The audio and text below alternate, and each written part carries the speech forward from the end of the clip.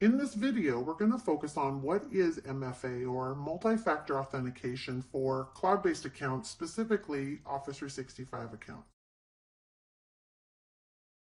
When we talk about multi-factor authentication with Office 365, the key is really about the Office 365 users and their credentials.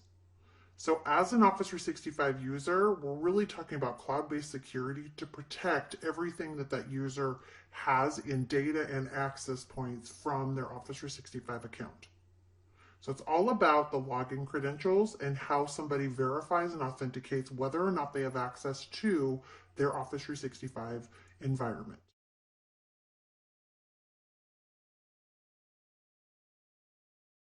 With multi-factor, we're in fact talking about multiple steps that are required and utilizing a device, a personal device for verification. The point of the security measures here is that using multi-factor authentication makes it much more difficult for hackers to access the user accounts because the authentication or the multi-factor verification is something that's on the presence or the person to verify with. It's not utilizing something such as a backup email account that the hackers might actually have access to as well. So what is multi-factor authentication and when might you see it? You're really going to see it definitely with Office 365 accounts as long as your organization has enabled you as a user with multi-factor authentication. You might also see in other cloud-based accounts for both business and even as a consumer. The beauty of multi-factor is you must prove the login credentials when prompted. When we talk about users needing to prove their login credentials, it's much more than just entering a username and verifying a password. If MFA has been set up in your organization the way that most large organizations have set it up, it will identify certain network locations that you're located in with your mobile device or your laptop, let's say. If you typically work in office location A and now you're in office location Z, it still should know from within the location environments on your MFA setup that you're within the network of the organization. How MFA treats you will be different likely internally inside one of your own networked office campus locations than it will when you're offsite. So as an example, if you go to a coffee shop and you want to connect using maybe their Wi-Fi access, it's automatically going to identify that you're not within the organization's network and it's going to make you prove that you in fact should have rights to that Office 365 environment. So the proving is going to come by way of how you've set it up.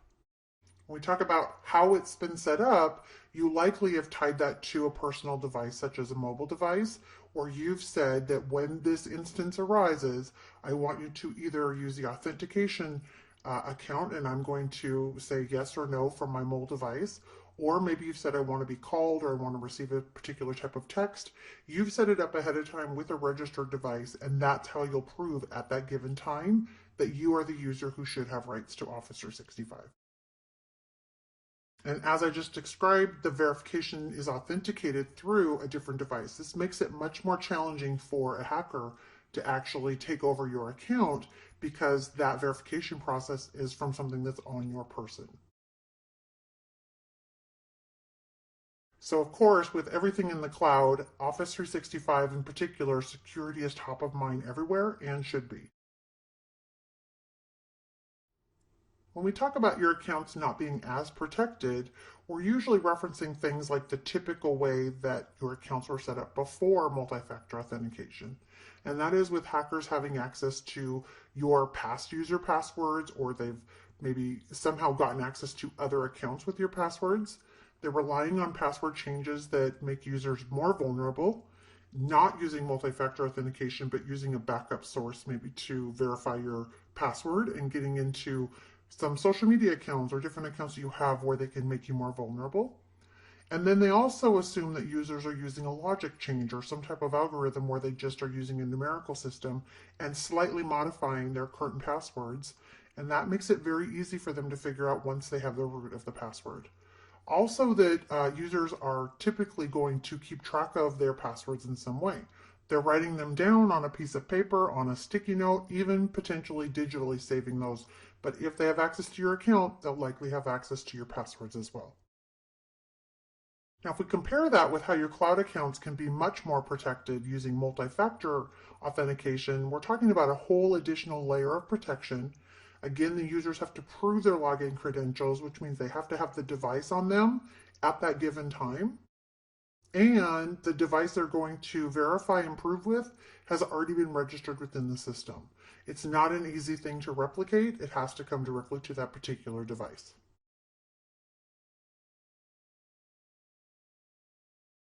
What makes MFA much more unique and more difficult for hackers to access your account through is because it's the use of the personal device, or even a token, or perhaps even biometric measures, such as fingerprints or eye scans.